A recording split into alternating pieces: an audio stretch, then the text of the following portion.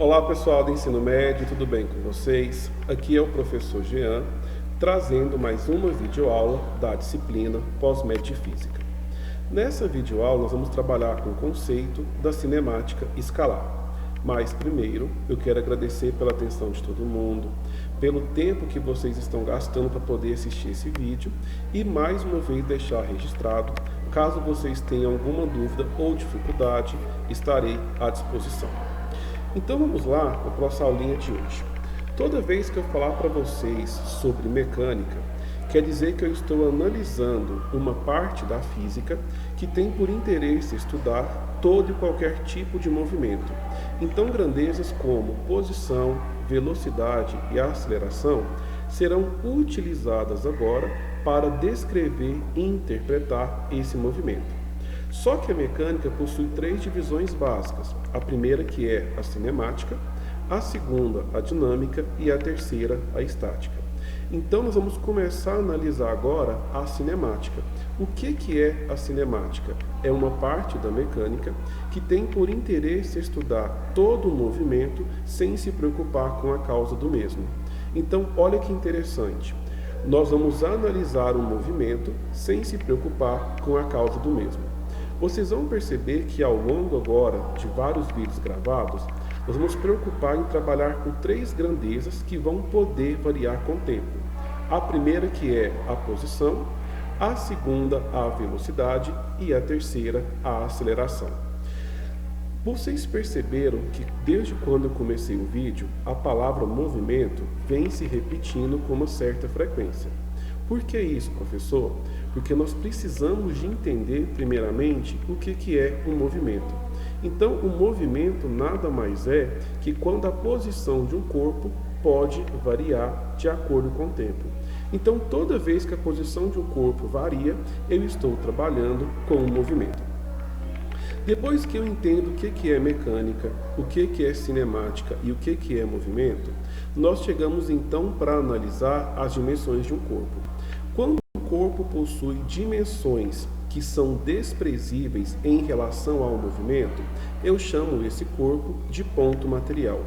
Agora, quando essas dimensões não poderão ser desprezíveis em relação ao movimento, eu chamo este objeto de corpo extenso. Então, ponto material é um corpo que possui dimensões desprezíveis. Corpo extenso é um corpo que não pode ser desprezada as suas dimensões. Por que eu tenho que entender o que é um corpo extenso e o que é um ponto material? Porque nós vamos analisar agora um dos pontos principais do nosso conteúdo, que é a posição. Então, a posição nada mais é que uma grandeza física utilizada para determinar a localização de um corpo. E quando nós trabalhamos com posição dentro da física, eu posso localizar esse corpo utilizando um plano cartesiano ou um espaço tridimensional. E o conjunto de várias posições ocupadas por esse corpo é conhecido como trajetória. Em outras palavras, eu posso definir a trajetória de um corpo como sendo todas as posições que esse corpo ocupa ou ocupará em um certo intervalo de tempo. Então, até o momento, nós conseguimos entender o que é mecânica, o que é cinemática, o que é movimento, o que é corpo extenso, o que é ponto material, o que é uma posição e uma trajetória. Mas para que aprender todos esses conceitos? Para observar que o deslocamento nada mais é que uma variação de posição. Então, quando vocês observarem a diferença entre a posição final e a posição inicial de um certo objeto em movimento, nós estamos calculando então o seu deslocamento. Agora, se eu analiso esse deslocamento por certa unidade de tempo, eu tenho como resposta a velocidade média.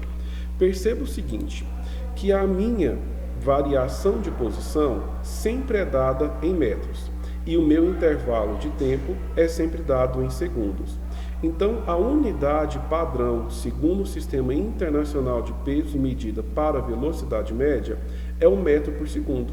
Só que também uma segunda unidade muito conhecida é o quilômetro por hora. Então, se eu quero transformar de quilômetro por hora para metro por segundo, eu divido por 3,6. Caso eu queira fazer o caminho oposto, eu multiplico por 3,6. Vocês vão entender ao longo desse vídeo que grandezas como velocidade média, velocidade instantânea, aceleração escalar média, aceleração instantânea serão conceitos muito utilizados para conseguir descrever e analisar o movimento. Tá? Então, só para gravar bem na cabecinha, velocidade média nada mais é que o quociente ou a divisão do deslocamento do corpo por uma unidade de tempo. Então, se eu tenho ΔS dividido pelo ΔT, eu tenho como resposta a velocidade média. Um outro conceito muito importante também que vai aparecer para vocês dentro da cinemática escalar é o conceito de aceleração média. Então, como que eu posso definir essa aceleração? Como sendo a variação da minha velocidade por uma unidade de tempo. O que é importante notar? Que o ΔV é a minha velocidade final menos a velocidade inicial. E o meu ΔT é o tempo final menos o tempo inicial. Observe que a velocidade sempre é dada em metros por segundo. E o nosso intervalo de tempo é dado em segundos. Então, se eu tenho aqui uma divisão de fração, eu copio a primeira, metro por segundo, e multiplico pelo inverso da segunda, 1 sobre S. Então, M multiplicado por 1 é M. S multiplicado por S é S ao quadrado. Então, a unidade de medida para a aceleração é o metro por segundo ao quadrado, mas também pode aparecer outras, como quilômetro por hora ao quadrado e centímetro por segundo ao quadrado. O que é importante notar? Que quando eu trabalho com o conceito de aceleração escalar média, eu estou analisando a variação da velocidade por unidade de tempo. Então, quando eu enxergo essa razão ou este quociente, eu tenho como resposta a minha aceleração. Outro ponto muito importante também a ser considerado é o conceito da aceleração instantânea. Vocês vão estudar isso mais a fundo nos próximos vídeos, mas de antemão, o conceito da aceleração instantânea é um conceito utilizado para fenômenos que ocorrem muito rápido. Então, toda vez que o intervalo de tempo for um número tão pequenininho que tende a zero, você vai estar trabalhando com uma aceleração instantânea. Então, pessoal, neste mapa mental aqui, ó, que eu coloquei para vocês, nós conseguimos entender alguns pontos principais. Analisamos o conceito de velocidade escalar média, analisamos as dimensões de um corpo, observamos a trajetória de um corpo, analisamos o conceito de deslocamento escalar e também entendemos o que é um movimento.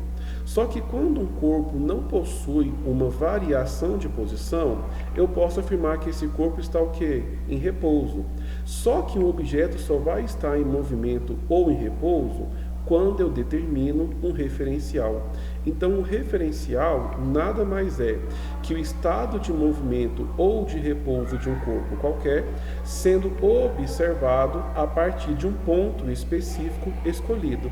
E esse ponto específico escolhido é conhecido como referencial. E um dos conceitos também que vai apresentar ou que vai aparecer nas próximas gravações é o conceito da distância percorrida. Eu posso definir a distância percorrida como sendo a distância total do movimento realizado por um móvel. Então, neste pequeno mapa mental muito organizado, nós conseguimos entender os principais conceitos que vamos estudar acerca da cinemática. Eu peço que vocês revisem basicamente esses conceitos aqui, ó, e vejam se tem alguma dúvida. Caso vocês não entendam alguma coisa, podem ficar à vontade para me chamar. Agora, pessoal, como é de praxe na disciplina de pós-médio, nós vamos resolver alguns exercícios.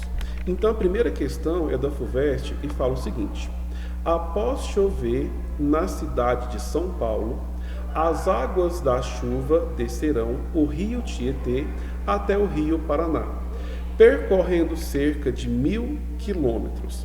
Sendo de 4 km por hora a velocidade média das águas, o percurso mencionado será cumprido pelas águas da chuva em quantos dias aproximadamente? Então, galerinha, o que é importante observar? Que o exercício nos deu duas informações básicas. A primeira, que é a distância percorrida, e a segunda, que é a velocidade média. Então, toda vez que eu trato para vocês sobre a distância, o deslocamento, o caminho a ser percorrido, eu estou fazendo aqui uma referência ao ΔS. E eu posso analisar que 4 km por hora faz o papel da minha velocidade média. Então, o que eu conheço aqui? O valor da velocidade média e o valor do ΔS. Nós entendemos que velocidade média é igual a ΔS dividido pelo ΔT. Eu conheço o valor da velocidade média, conheço também o valor do ΔS e quem que eu estou procurando? O ΔT. Então, troco o VM pelo número 4, troco o ΔS pelo número 1000 e conservo o ΔT. Como eu quero achar o valor do ΔT, eu posso simplesmente trocar de lugar o número 4 com o ΔT. Então, o meu ΔT é igual a 1000 dividido por 4. Realizando essa divisão, eu tenho que a minha resposta é de 250 horas. Agora, perceba que um exercício muito simples que pediu para determinarmos o valor do tempo. Só que no finalzinho dessa questão aqui, nós temos um peguinha. Só um minutinho, pessoal, tomar água. Nós temos que transformar essa unidade de tempo, horas, para dias. Por quê, professor? Porque o exercício pediu que esse tempo gasto fosse dado em dias. O que nós sabemos? Que durante um dia nós temos um total de 24 horas. Então, se as águas gastaram 250 horas para percorrer todo esse trajeto, eu posso transformar esse tempo para dias, montando então uma regrinha de 3. E toda vez que eu monto uma regrinha de 3, eu posso multiplicar o que? Cruzado. Então, 24 vezes x, 24x. 250 vezes 1, 250. O número 24 está multiplicando, passa para lá dividindo. 250 dividido por 24 é de aproximadamente 10 dias. O que eu quero que vocês entendam? Que este exercício nos deu o valor da velocidade média e o valor da distância. Então, se eu conheço o VM e conheço o ΔS, eu só posso obter como resposta o ΔT. E observe também que o nosso ΔS foi dado em quilômetros e a nossa velocidade média foi dada em quilômetros por hora. Isso implica que o nosso tempo é dado em horas. Logo após obter este resultado em horas, eu tive que realizar a conversão e transformá-lo para dias, ok?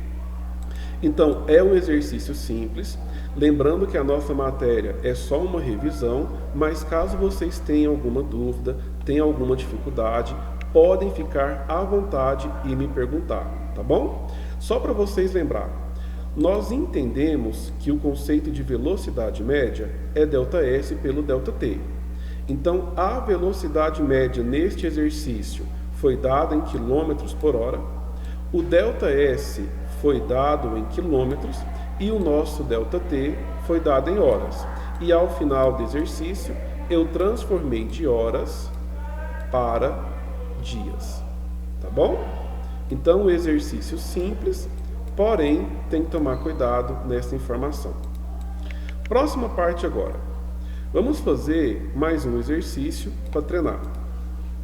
Deixa eu só apagar todas essas ranhuras aqui de vermelho. FCC. Qual é a velocidade escalar média em quilômetro por hora de uma pessoa que percorrerá a pé 1.200 metros em 20 minutos? Então, primeiro dado, nós temos que a distância é de 1.200 metros e o tempo gasto é de 20 minutos. O primeiro valor é o ΔS e o segundo valor é o ΔT. Então, ΔS equivale a 1.200 metros e o ΔT 20 minutos. Aí vamos lembrar, a velocidade pode ser dada em metros por segundo, concorda? Só que meu tempo aqui está dado em minutos. Então eu vou transformar de minuto para segundo. E toda vez que eu quero transformar de minuto para segundo, basta pegar o meu número e multiplicar por 60. Então 20 multiplicado por 60 é igual a 1.200 segundos. Então agora eu conheço o valor do ΔS de 1.200 metros e conheço o meu ΔT de 1.200 segundos. E observo que velocidade média é igual a ΔS sobre ΔT. Conservo o VM, troco ΔS por 1.200 e também troco ΔT por 1.200. E ao realizar essa divisão, eu encontro que o meu VM é igual a 1 metro por segundo. Depois que eu obtive essa resposta de 1 metro por segundo, eu vejo o peguinha da questão, que o exercício pede para determinar a minha velocidade média em quilômetros por hora. Então, o que eu tenho que lembrar? Que para transformar de metros por segundo para quilômetro por hora, basta multiplicar o meu resultado por 3,6. Então, 1 multiplicado por 3,6 é o próprio 3,6. E qual que é a unidade de medida? Quilômetros por hora. Então, esse exercício também é um exercício bem simplista, só que eu tenho que tomar cuidado com as conversões e não realizar nenhuma errada, tá ok? E para a gente poder encerrar essa gravação, eu trago um terceiro exercício, que fala o seguinte: Pedro e Maria saíram para passear de carro. Eles partiram de São Paulo às 10 horas em direção a Braúna, localizada a 500 metros da capital. Como o trajeto era longo, eles fizeram 2 paradas de 15 minutos para abastecer e também gastaram 45 minutos para almoçar. Ao chegar no destino final, Maria olhou no relógio e viu que eram 18 horas. Vem-se então a pergunta: qual a velocidade média da viagem? O que nós entendemos de velocidade média? Que é um ΔS dividido por um ΔT. O ΔS é a distância percorrida, ou seja, qual foi o meu trajeto. E eu consigo perceber que, no caso, Pedro e Maria percorreram 500 quilômetros. Eles saíram da sua casa em São Paulo às 10 horas da manhã e chegaram a Braúna às 18 horas da tarde. Então eu tenho um tempo de saída e tenho um tempo de chegada. E posso definir o meu ΔT como sendo o tempo final menos o tempo inicial. Troco o primeiro item pelo número 18 e o segundo pelo número 10. Então 18 menos 10 é 8. Então meu intervalo de tempo ΔT é igual a 8 horas. Próxima ideia. Velocidade média é igual a ΔS sobre ΔT. Vou conservar o VM, vou trocar o ΔS pelo número 500 e vou trocar o ΔT pelo número 8. E ao realizar essa divisão, eu encontro que VM é de 62,5 km por hora. Então nós podemos deixar essa velocidade média em quilômetros por hora, porque o exercício não pediu para fazer nenhuma transformação de unidades, tá ok? Pessoal, então essa videoaula vai ficando por aqui. Eu agradeço muito a atenção de vocês, desejo um bom feriado para todo mundo, desejo também que vocês possam descansar e aprender cada vez mais a nossa matéria, e também desejo uma semana muito repleta de bênçãos para vocês e seus familiares, tá? Então, galerinha, fiquem com Deus, muito obrigado e até o nosso próximo encontro. Até mais. Tchau, tchau.